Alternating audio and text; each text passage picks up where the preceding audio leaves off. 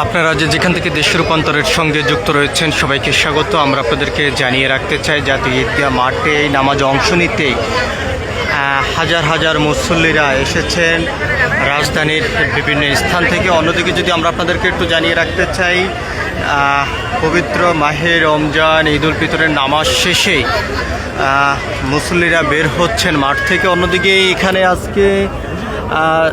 আজ এই মুসল্লিদের সঙ্গে জাতীয় ঈদগাহ মাঠে নামাজে অংশ নিয়েছেন বাংলাদেশের প্রধানমন্ত্রী তারেক রহমান, রাষ্ট্রপতি সহ সরকারের বিভিন্ন এমপি মন্ত্রী সহ বিভিন্ন গুরুত্বপূর্ণ ব্যক্তিরা আজকে এখানেই জাতীয় ঈদগাহ মাঠে নামাজে অংশ নিয়েছেন, এমনটি আমরা দেখেছি। আমরা অন্যদিকে যদি একটু জানিয়ে রাখতে চাই, এখানে শিশু, কিশোর, যুবক থেকে শুরু করে সব বয়সের মানুষ আজ জাতীয় ঈদগাহ মাঠে নামাজে অংশ নিয়েছেন।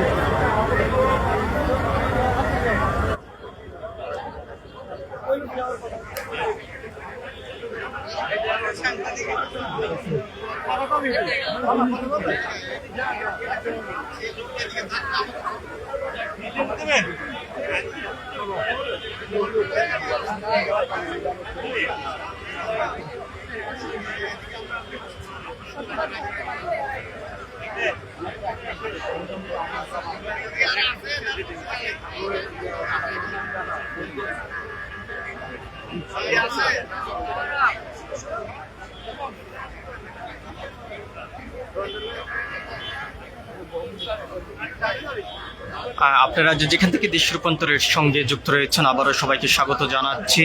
আপনাদের সঙ্গে রয়েছে আমি মোহাম্মদ খোকা। আমরা আপনাদেরকে জানিয়ে রাখতে চাই, আজ সকাল 8:30 সময় জাতীয় ঈদগাহ মাঠে ঈদের নামাজ অনুষ্ঠিত হয়েছে এবং এই নামাজে অংশগ্রহণ করেছেন বাংলাদেশের প্রধানমন্ত্রী তারেক রহমান, রাষ্ট্রপতি সহ সরকারের বিভিন্ন গুরুত্বপূর্ণ ব্যক্তি এবং আইন শৃঙ্খলা রক্ষাকারী বাহিনীর সদস্যদের গুরুত্বপূর্ণ ব্যক্তি আমরা দেখেছি জাতীয় ঈদগাহ মাঠে আজ নামাজে অংশগ্রহণ করেছেন এবং এখানে ধর্মপ্রাণ মুসলমানরা দূর দূরান্ত থেকে এসে আজ এই জাতীয় ঈদগাহ মাঠে ঈদের নামাজে অংশ নিয়েছেন। নামাজ শেষে আমরা দেখেছি কৌশল বিনিময় করেছেন এবং এখনো পর্যন্ত অনেকে করছেন।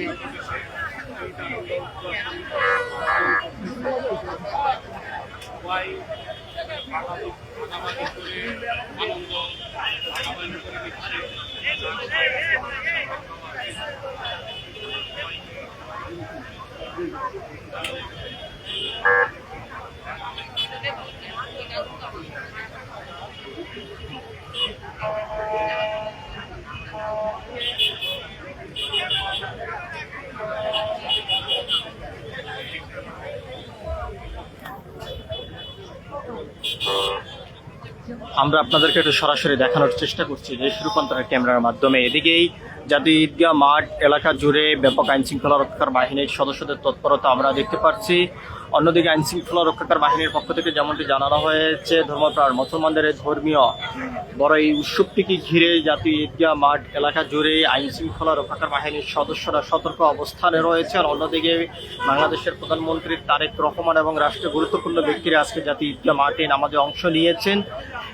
অনেকের সঙ্গে কথা বলে আমরা যেমনটা জানতে পেরেছি, তারা যেমনটি জানিয়েছেন বাংলাদেশের প্রধানমন্ত্রী তারেক রহমানের সঙ্গেই নামাজে অংশগ্রহণ করতে পেরে অনেকটা আনন্দিত, উচ্ছ্বাসিত, এমনটি কিন্তু অনেকে প্রকাশ করেছেন। সবকিছু মিলিয়ে এই ছিল এখনকার মতন জাতীয় ঈদগাহ মাঠ থেকে আমার কাছে সর্বশেষ। পরবর্তী আপডেট পেতে সবাই দেশ রূপান্তরের সঙ্গে থাকুন। ধন্যবাদ সবাইকে।